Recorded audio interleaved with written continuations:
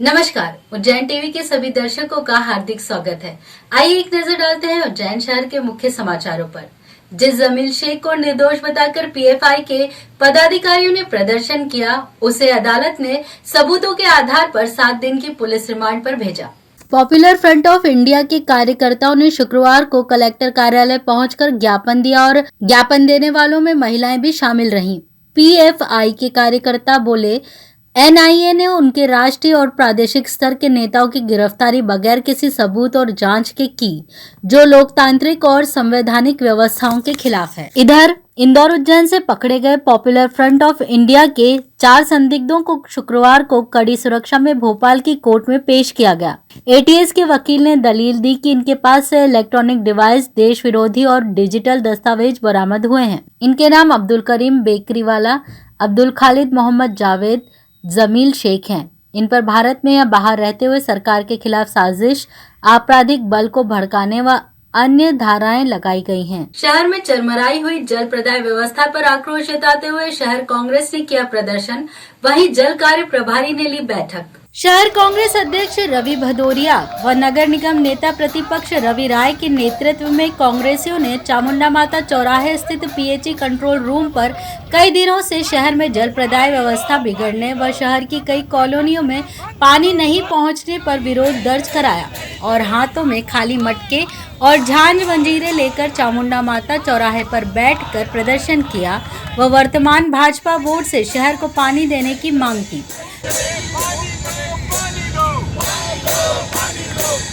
व कार्यपालन यंत्री राजीव शुक्ला को ज्ञापन सौंपा और कहा कि यदि 2 दिनों में शहर को पर्याप्त मात्रा में पानी नहीं मिलता है तो कांग्रेस द्वारा उग्र प्रदर्शन किया जाएगा। इस बाबत जानकारी देते हुए शहर कांग्रेस अध्यक्ष रवि भदौरिया ने बताया, 4 दिन से पूरे उज्जैन में वार्डों में पानी पेयजल की व्यवस्था ठप पड़ी हुई है।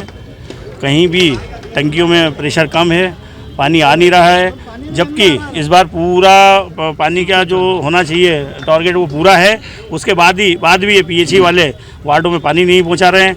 कहीं पानी गंदा आ रहा है, स्मेल आ रही है, पानी को प्यूरीफाई नहीं किया जा रहा है और इनका कहना है कि प्लांट ठप पड़ा। अभी हम प्लांट भी चेक करने जाएंगे कि कौन सा प्लांट ठप पड़ा है। मतलब झूठ बोलना, झट से बोलना। पीएचई के अधिकारियों कर्मचारियों से आज हमने विनम्रतापूर्वक ज्ञापन दिया है कि तुरंत पेयजल की व्यवस्था को सुचारू रूप से चालू किया जाए।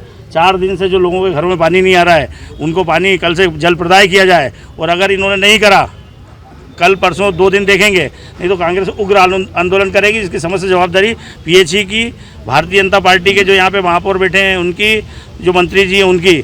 आज शहर के अंदर मंत्री जी हैं, महापौर जी हैं, इनको ये दिख नहीं रहा है कि 4 दिन से लोगों के घरों में पानी नहीं आ रहा है।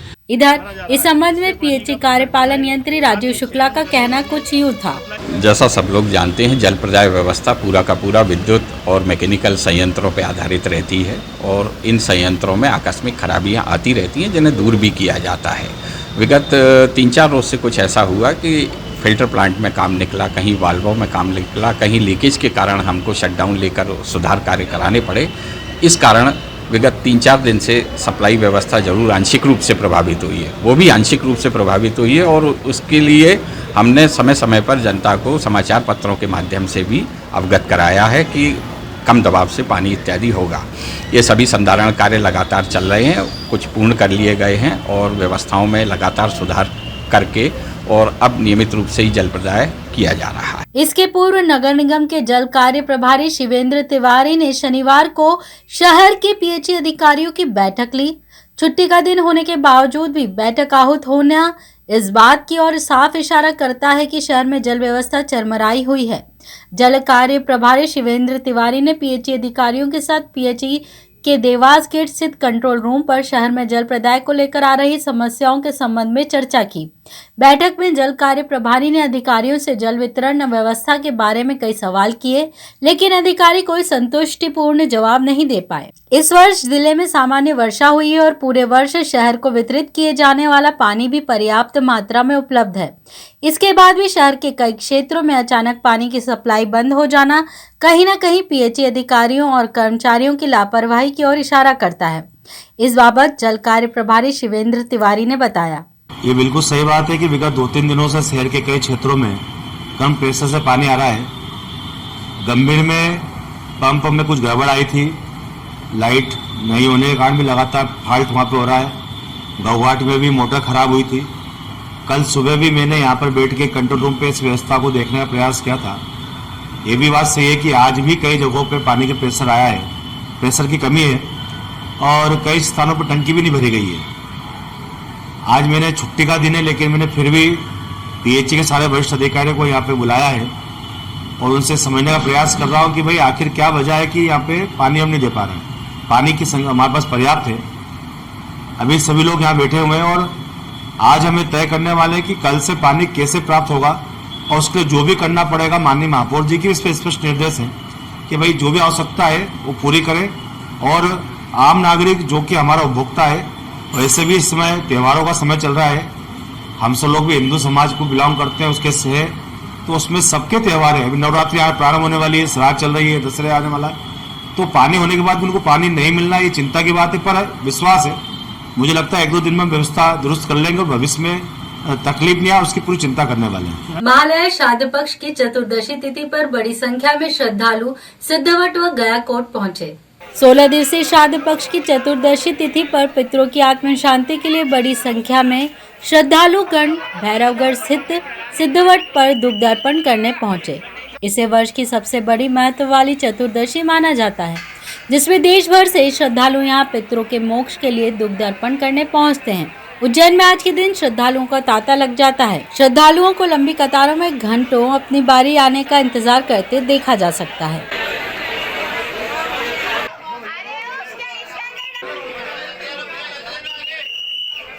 इसी तरह गयाकोटा तीर्थ का भी अपना एक विशेष महत्व है। यहाँ तो पितरों के निमित्त दर्शन करने और दुग्ध अर्पण करने के लिए 1 किलोमीटर से अधिक लंबी कतार देखी गई, जहाँ सुरक्षा के लिए पुलिस बल भी तैनात किया गया और श्रद्धालु बारी बारी से तीर्थ पर दुग्ध अर्पण करते और दर्शन करते नजर आए।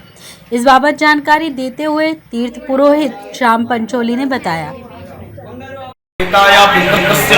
योनि निवारणार्थम आज महालय महाश्राद्ध की 14 तिथि है। इस 14 तिथि पर जो अधिकारी ले जाते हैं उनके निमित्तार्थ आज सिद्धनाथ तीर्थ में आकर के जलदान तर्पण पिंडदान करने से उन्हें मोक्ष मिलता है। अन्यत्र तीर्थों में सदगति बताई है, यहाँ मोक्ष बताया है और यहाँ भगवान सिद्धनाथ महाराज को आज 14 तिथि में जल चढ़ाने का विशेष महत्व है। यहाँ पितरों के निमित्त जल चढ़ाने से पितरों को तृप्ति मिलती है, इसलिए आज 14 तिथि पर यहाँ आप देख रहे हैं कि श्रद्धालुओं की अत्यधिक भीड़ है। 11 अक्टूबर को उज्जैन पहुंच रहे प्रधानमंत्री नरेंद्र मोदी देश के 5वें प्रधानमंत्री हैं, जिन्होंने महाकाल दर्शन किए। 11 तारीख अक्टूबर को प्रधानमंत्री नरेंद्र मोदी महाकाल कॉरिडोर का लोकार्पण करेंगे। इससे पहले प्रधानमंत्री लाल बहादुर शास्त्री, मोरारजी देसाई, इंदिरा गांधी और राजीव गांधी भी बाबा महाकाल के दर्शन कर चुके हैं। इस बाबत वरिष्ठ ज्योतिषाचार्य आनंद शंकर व्यास ने जानकारी देते हुए बताया कि प्रधानमंत्री नरेंद्र मोदी 5वें प्रधानमंत्री होंगे जो महाकाल दर्शन करेंगे। उन्होंने बताया कि सन तो उन्हें याद नहीं, लेकिन सबसे पहले पूर्व प्रधानमंत्री लाल बहादुर शास्त्री उज्जैन आए थे, जिन्होंने बाबा महाकाल के दर्शन किए थे। उसी तरह सन 1977 में जनता पार्टी के नेता के रूप में पूर्व प्रधानमंत्री मोरारजी देसाई उज्जैन आए थे और वह सबसे पहले महाकाल मंदिर पहुंचे थे। तब उन्होंने वहां पूजन करवाकर भगवान का आशीर्वाद लिया और चुनाव प्रचार का शंखनाद किया था। तब पहली बार किसी नेता के स्वागत में कालीन बिछाई गई थी व किराए पर पुलिस बैंड बुलाया गया था। इसके बाद मोरारजी देसाई देश के 4थे प्रधानमंत्री बने। 30 दिसंबर 1979 को पूर्व प्रधानमंत्री इंदिरा गांधी ने उज्जैन पहुंचकर बाबा महाकाल की पूजा अर्चना की थी। इंदिरा गांधी जब महाकाल मंदिर पहुंची थी तब मंदिर में बाबा महाकाल की भस्म आरती की जा रही थी, इसलिए उन्होंने बाहर से ही दर्शन किए व नारियल के साथ भेंट रखकर लौटने लगी। कुछ कदम चलकर अचानक रुकी और गर्भगृह के गलियारे में करीब 20 मिनट तक खड़ी रहीं, जिसके बाद इंदिरा गांधी ने गर्भगृह में करीब 40 मिनट तक पूजन अर्चन किया था। महाकाल के आशीर्वाद से 1980 में दोबारा वह देश की प्रधानमंत्री बनी थी। इसके बाद सन 1989 में पूर्व प्रधानमंत्री राजीव गांधी कांग्रेसी नेता मनोहर बैरागी के पक्ष में चुनाव प्रचार करने उज्जैन पहुंचे थे। उज्जैन में एक चुनावी सभा के बाद राजीव गांधी महाकालेश्वर मंदिर पहुंचे थे। देखिए, पहले मेरे को ध्यान है कि मोरारजी भाई देसाई प्रधानमंत्री से तब वो आए थे, उनको मेरे साथ ही दर्शन करने भी गए थे। और लाल बहादुर शास्त्री प्रधानमंत्री बाद में हुए थे, पर रेलवे मंत्री के ज़माने में वो यहाँ आए थे। इंदिरा गांधी जब थोड़ा सा उनका राज्य चला गया था आपातकालीन के बाद, वो आई थी। बाद में फिर यहाँ की कृपा से फिर से प्रधानमंत्री बनी थी और राजीव गांधी प्रधानमंत्री के रूप में आए थे। अब इस बार अपने ये नरेंद्र मोदी आ रहे हैं महाकाल विस्तार क्षेत्र का शुभारंभ करने के लिए। मैं महाकाल इस मार्ग का शुभारंभ के बाद एक कॉरिडोर में अंग्रेजी शब्द नहीं कहना चाहता, तो वास्तव में इसका नाम तो करना चाहिए शिव सुरम्य मार्ग। शिव सुरम्य मार्ग, शिव जी का एक सुरम्य मार्ग, मनोहर मार्ग है, तो शिव सुरम्य मार्ग का शुभारंभ करेंगे। ऐसा अभी कई नाम यहाँ इनने सुझाव लोगों ने दिए हैं, किसी ने वो इसको टीवी वगैरह ऐसा कुछ अलग अलग नाम दिए हैं, लेकिन मेरे हिसाब से सबसे अच्छा नाम यही हो। 9 दिवसीय अग्रसेन महाराज जन्मोत्सव समारोह के अंतर्गत अग्रवाल समाज द्वारा वाहन रैली का आयोजन किया गया। 26 सितंबर को अग्रवाल समाज महाराज अग्रसेन जयंती मनाएगा। इसी 9 दिवसीय जन्मोत्सव समारोह के अंतर्गत समाजजनों द्वारा दशहरा मैदान से एक वाहन रैली निकाली गई, जिसमें बड़ी संख्या में समाज के महिला पुरुष साफा बांधे और हाथों में ध्वज लिए सम्मिलित हुए। रैली शहर के प्रमुख मार्गों से होती हुई पटनी बाजार में समाप्त हुई।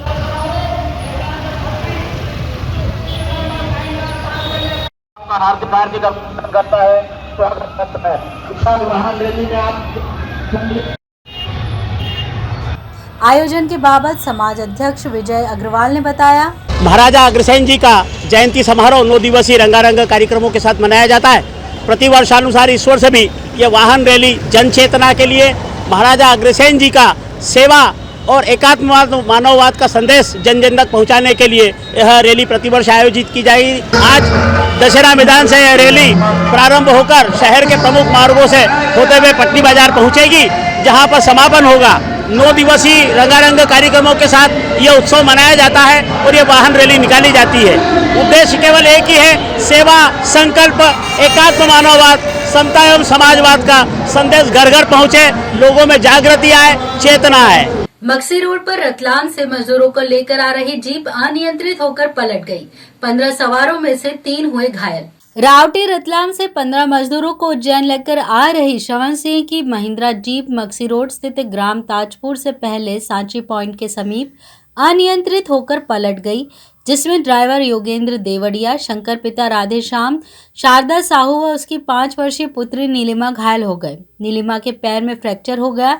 घायलों को जिला अस्पताल में उपचार हेतु भर्ती करवाया गया। घटना के संबंध में ड्राइवर योगेंद्र देवड़िया ने बताया, हम रावटी से मजदूर लेके आ रहे थे, सांची पॉइंट के पास में अनबैलेंस होने की वजह से गाड़ी पलटी हो गई। कितने लोग थे सर? 15 जी। किसको चोटें हैं? एक बालिका को है, एक मेरे को है, एक भैया को है, बस। बाकी सब कहाँ हैं? सब ठीक ठाक है, वो पहुँच गए। गाड़ी कहाँ खड़ी है आपकी? गाड़ी थाने पे। आपका पूरा नाम? योगेंद्र सिंह डोडिया। गाड़ी के मालिक कौन है? श्रवण सिंह। तो ये थे उज्जैन शहर के मुख्य समाचार। ऐसी ही ताजा खबरों के लिए देखते रहिए उज्जैन टीवी। उज्जैन टीवी का यूट्यूब चैनल लाइक और सब्सक्राइब करना ना भूलें। नमस्कार।